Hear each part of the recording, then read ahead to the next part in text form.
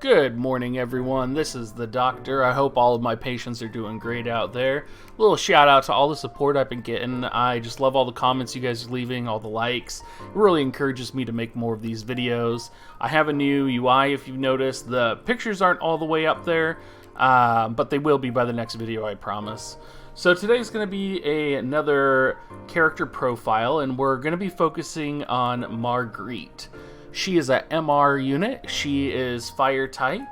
She, on the waifu tier, I would imagine, is pretty up there. Being a gay man, I'm not quite sure where she lies on the waifu tier, but if you guys want to drop what tier she is, go ahead and let me know.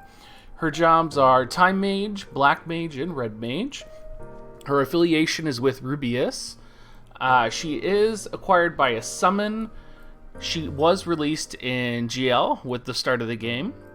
Her description is a female mage who secretly facilitates the resistance group Rubius, who raid the homes of the nobility to steal valuable items and earn money for the poor. Although King Curry hates the mere sight of her, she is on very good terms with his daughter Glaciella, and we all know how that plays out. Her TMR is called the Magic Button, and in terms of TMRs, I think it's actually one of the better ones for staffs. It has the special effect of cast time minus 50.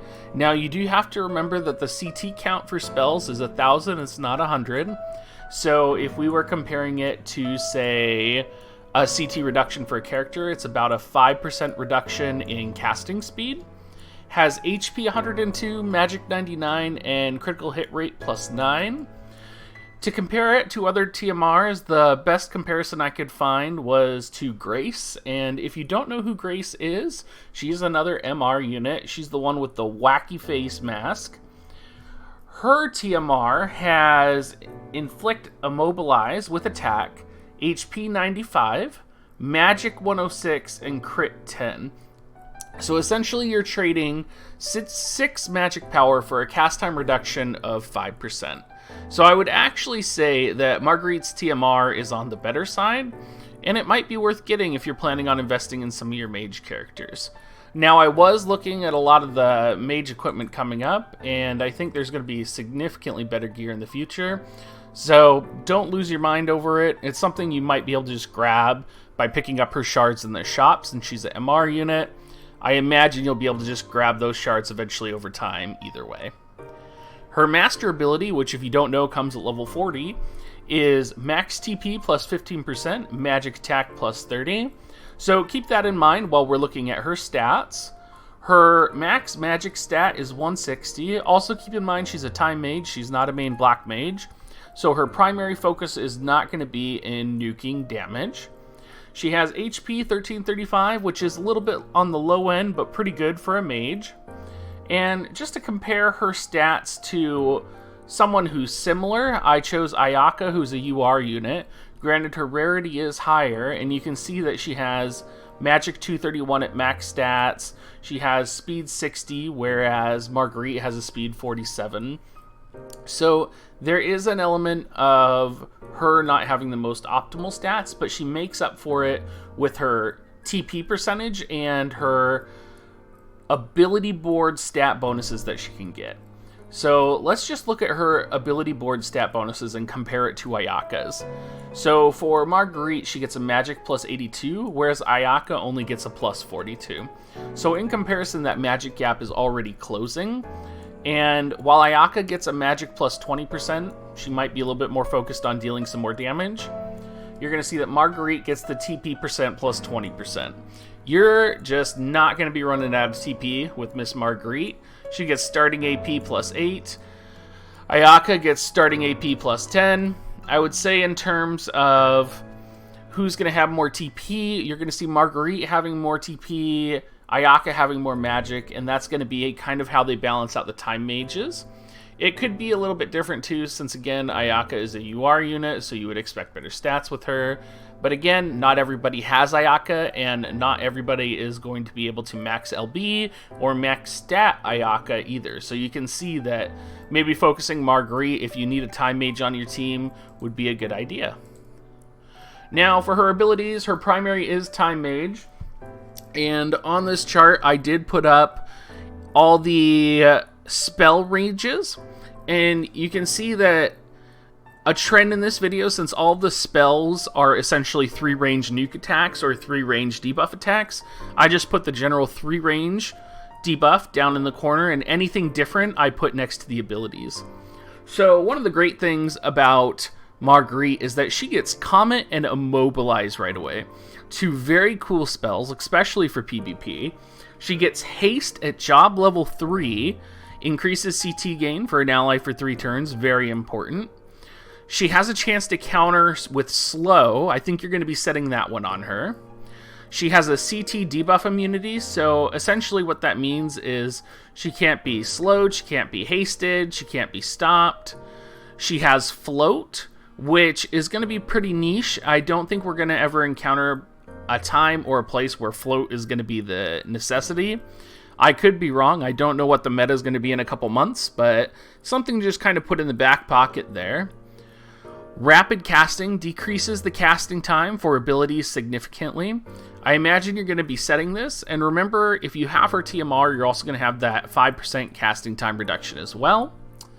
Slow decreases CT gain for the target for 3 turns. Now, position swap is a little bit different. I could see this being used, but I'm not sure what the use of it is going to be fully. So you can see that it's in a cross pattern and it has 4 spaces. It's weird to me that it's not all around her, 4 squares all around her. I could see it being used as like a dragging a character in closer to kill in PvP.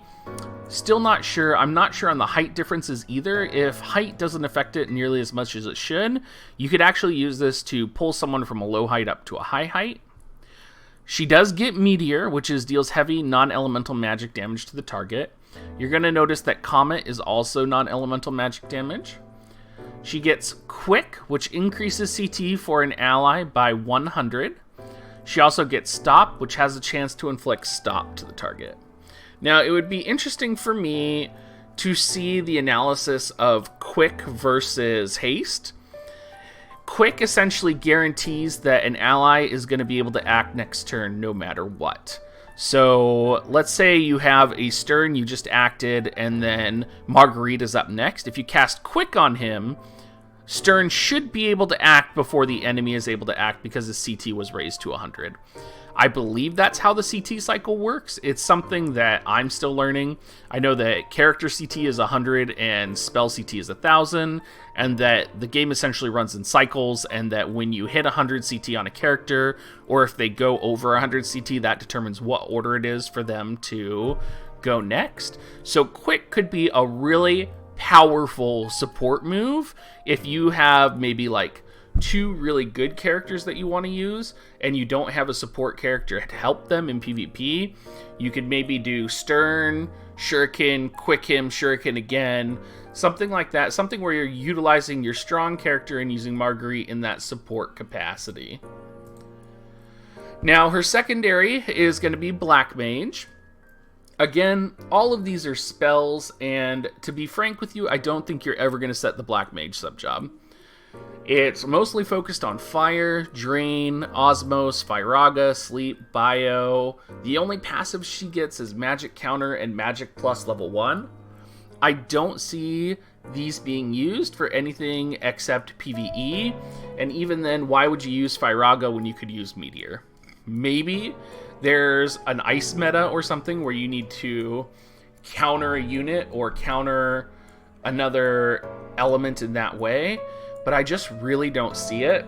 And I think you're probably just going to be in Black Mage to grab the passives, and for those times where you need to have that fire element helping you, or maybe using it for your main job while you're doing PvE content, so that she focuses more on damaging than on buffing your allies, so that she's not completely useless. Now, her final job is going to be Red Mage. And a little interesting here, I think she's going to be primarily either set as a Red Mage sub or a Time Mage sub, depending on how you want to use her. Her Red Mage sub gets Fira as well, and this is pretty unusual, I feel like. I feel like it's weird to have Fira on your bar twice for her. She does get Cura as well, so she can heal. She gets start AP plus level 1. Now that's something you're definitely going to want to set, right? More AP is better. Fast cast reduces casting time for allies significantly for 3 turns. I'm not sure you're going to be using this. You might be using it on her, but I just don't see it unless there's some type of casting meta, which, as far as I've heard, it's going to be all physical meta all the time in the future, with the exception of Medina. Esuna, always nice to have. If we're in a status debuff meta, this is going to be great for her to set as her sub-job. I could see this being used. I could see it being used in PvE. It's something I could see offering utility for her if you don't already need to buff someone or take care of something in that regard. Sleep, again, more of that utility kit. I think that's why we'll be seeing a lot of red mage subs with her. Blessing of Mages increases magic resistance. Letting you survive that Medina limit break is wonderful. Anything that'll help with that in the PvP environment. Magic reflexes has a chance to evade magic attacks. I could see you setting this. I could see this being important for being in a meta where there's a lot of Ishtolas right now. I could see this being important for a meta with a lot of Medinas right now in PvP. So I think overall you're going to be setting Red Mage much more for her, but there may be times where you set Time Mage. It's going to really depend on what your PvP comp is, what you're trying to do, and how you're trying to utilize the Time Mage in your party. Now, one of the notably missing abilities here is Steal Time, which I know a lot of people like to use. And that's unfortunate, but essentially it steals the CT count from another enemy and gives it to her. I believe that's a thief-only ability, but I would have to double-check that. And it almost makes you wonder why you would need a Time Mage if you're using a comp that has a thief ability of Steal Time or a Steal Time ability in it. So there's a lot of comp-related questions when we're looking at Margritte. There's a lot of analysis on how she's going to benefit your team and how you're going to utilize her. You could easily go in and just like put her on your team, and then the next thing you know, she gets one shot by a Stern or by a Medina, and you just don't want to invest in her, don't want to grow her.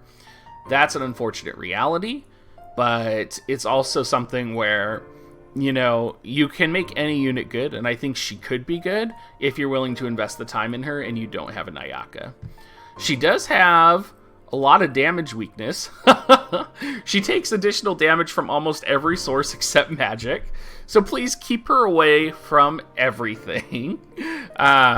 She has some resistance to ice.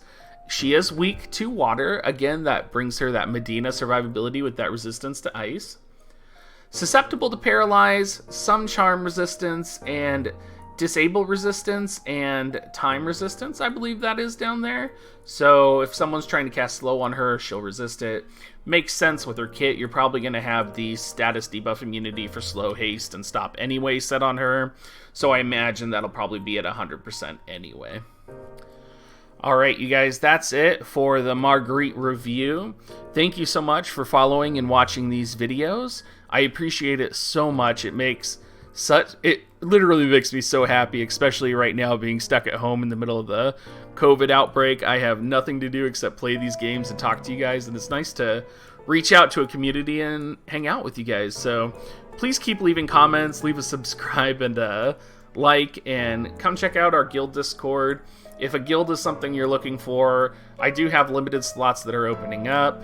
We kind of do a contact me on Discord, and then I'll let you know whenever there's a slot in our guild. Anyway, that's about all I got for you today. Let me know what other characters you want me to look at for the next video tomorrow. I'm going to try and put out a video every single day on a character profile. I'm also going to be making another card video later today so that we can look at some of the cards in the game. So thank you so much, you guys, and have a good rest of your night.